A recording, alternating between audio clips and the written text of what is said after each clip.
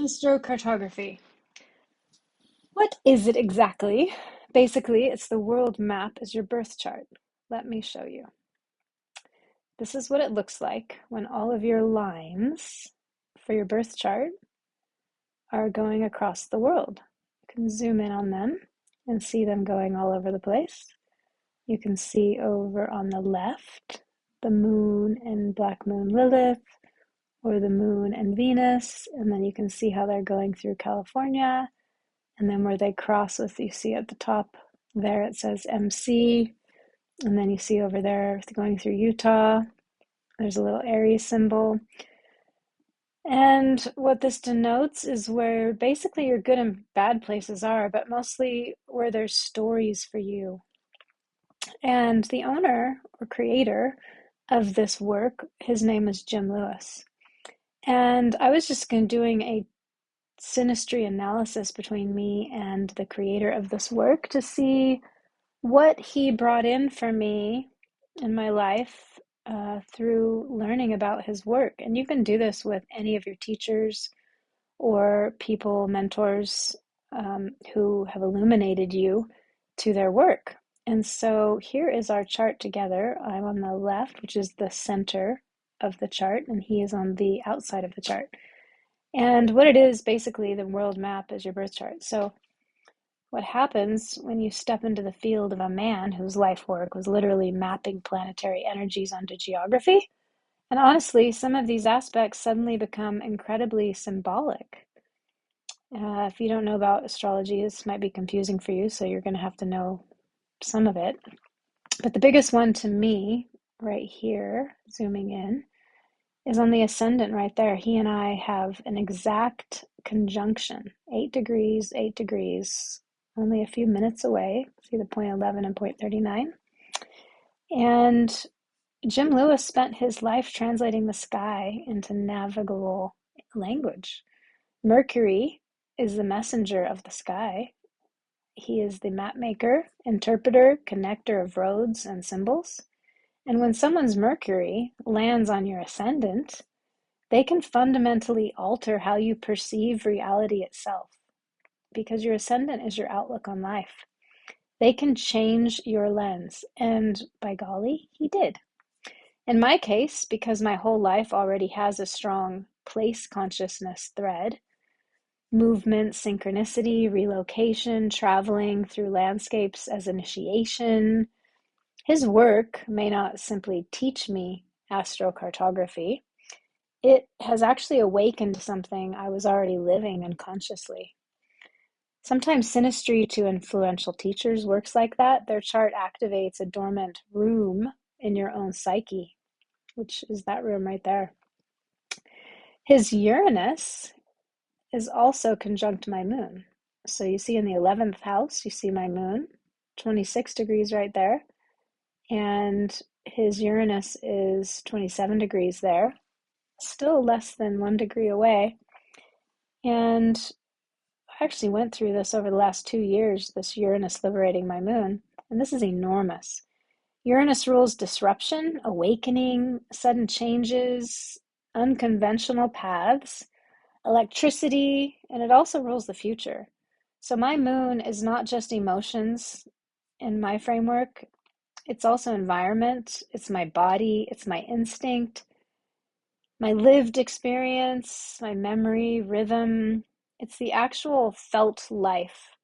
So his work has emotionally and physically liberated me from old environmental patterns.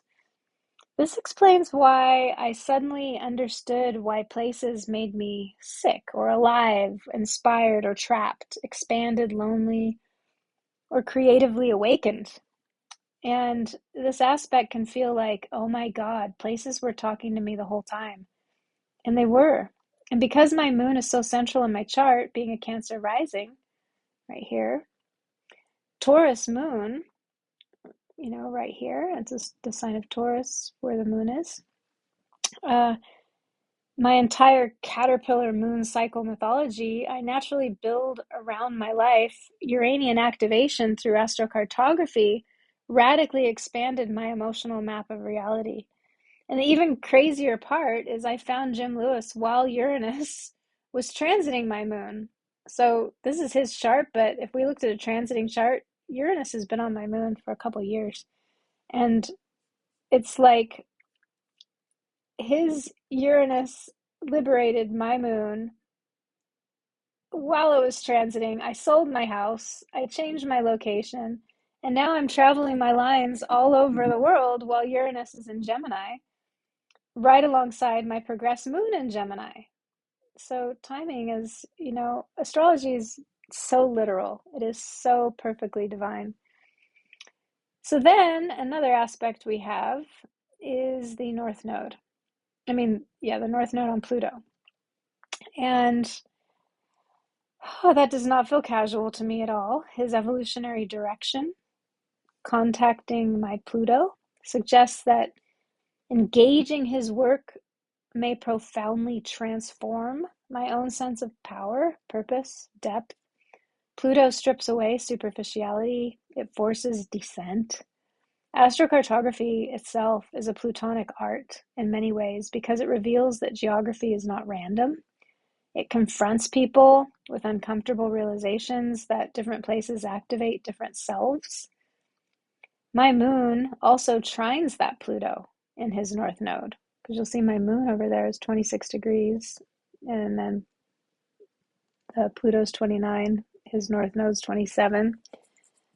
So for someone like me, already highly sensitive to atmosphere, symbolism, nervous system states, synchronicity, this deepens into almost like an initiatory territory, especially because I already naturally read life as mirrors, dreams, and living symbolism.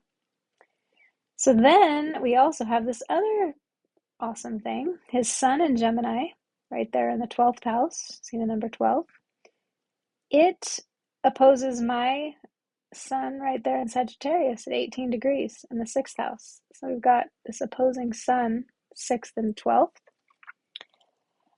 And that, honestly, his sun is fascinating because it may mean his orientation complements rather than mirrors mine. Sometimes oppositions create completion.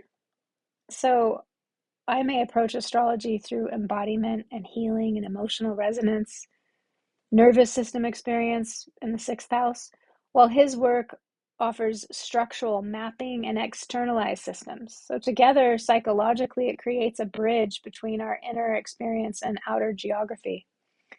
And so his sun is also trine my Uranus in the 4th house, which feels like confirmation that his work stimulates my originality rather than suppressing it. So some teachers create initiation. Uranian contacts create individuation. His work does not make me more like Jim Lewis. It frees me to become more radically myself through locational astrology. And so then even we have this Neptune Lilith piece right next to that North Node. And astrocartography has always carried a slightly mystical feeling. Invisible lines shaping destiny, dreams emerging in different lands, uncanny synchronicities, people becoming different versions of themselves in different places. Neptune touching Lilith can feel like entering a hidden magical underworld that mainstream reality dismisses, but my instincts recognize immediately. And then we have Mars and Venus. So his Mars up here in the 9th house is trine my Venus in the 5th house. So that adds something surprisingly important: love of the craft itself, not just intellectual respect, but enjoyment and passion and creative flow, inspiration, the desire to play with it, create from it, build beauty from it. And what stands out most to me about this is my chart already naturally speaks the language of astrocartography emotionally, symbolically. His work may simply provide the map system for experiences I was already living. So it's almost like I was already hearing the music and he handed me the sheet music. You can take any teacher and do this with them. You can take any person and do this with them.